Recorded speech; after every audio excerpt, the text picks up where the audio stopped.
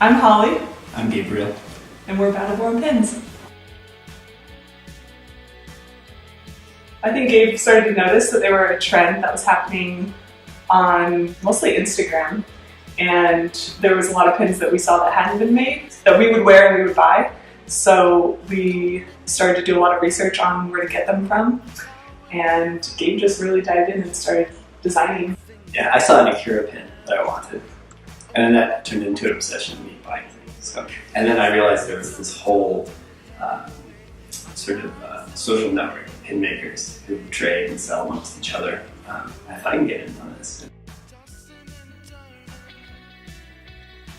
A lot of times we'll be inspired by something in pop culture, which seems to be a really common trend among all the pins, is this idea of taking things from pop culture and then applying it in, maybe twisting it or changing it a little bit and then changing it to a new icon. So a lot of times we'll design things that we really enjoy or we've seen that we think would make a good iconic image. And so we'll do a little sketch and then just put it into Photoshop and then sometimes vectorize it.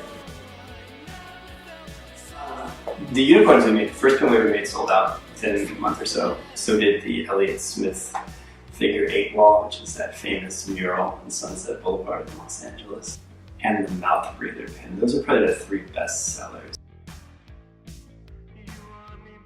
Yeah, we worked with a few local artists. Most recently we worked with Spencer Olson, and he designed our Mouth Breather pin, which is inspired by the Stranger Things logo. I want to do a Vegas Artists series where we have local artists. Each make a pin, we sell it as a 5-pack. Artists recoup the costs. I'm a local artist in Vegas, mostly painting and a little bit of sculpture.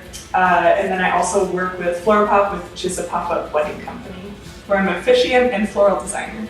I'm in graduate school right now, so I teach psychology, big world fiction, my PhD, also DJ, fair amount on the side.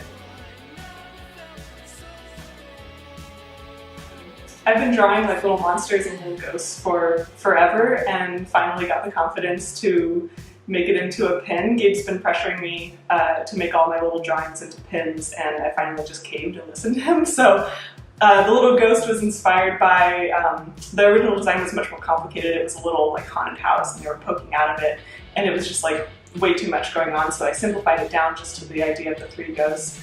And I thought it was kind of funny to do ghosts that maybe were themselves scared, so they're kind of supposed to look a little bit like spooked, I guess.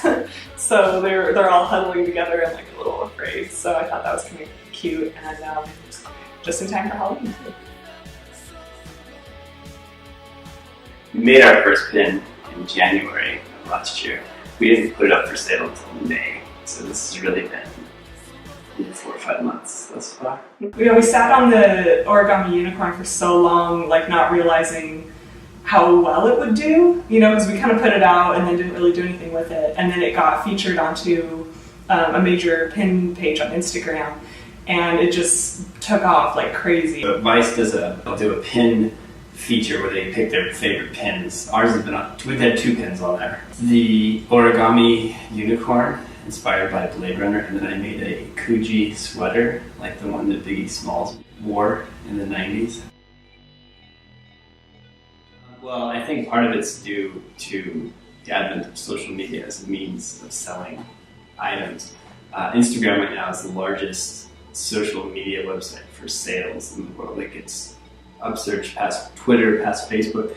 So all these indie makers now have the means to make little precious items and sell them at a considerable markup, and people buy direct from the maker. And a lot of it's an extension of the bootleg culture, like the punk scene. So a lot of the pin makers also make patches, and that was a thing that a lot of makers would do in the 90s and 80s. A band would sell their patches, they'd say, screw it, we're gonna make our own. So they would emulate what bands were making, and then that extended into this enamel pin stuff. Also, there's a large enclave of Grateful Dead fans that are really into enamel pins, so they make these psychedelic enamel pins. A lot of it came out of that, so now it's just being applied to other subcultures like hip-hop and science fiction. That and Disney also is a huge enamel pin producer apparently. So I'm waiting for Kanye West to start wearing pins. You can catch us on Instagram, we're Battleborn Pins, and we're based out of Las Vegas.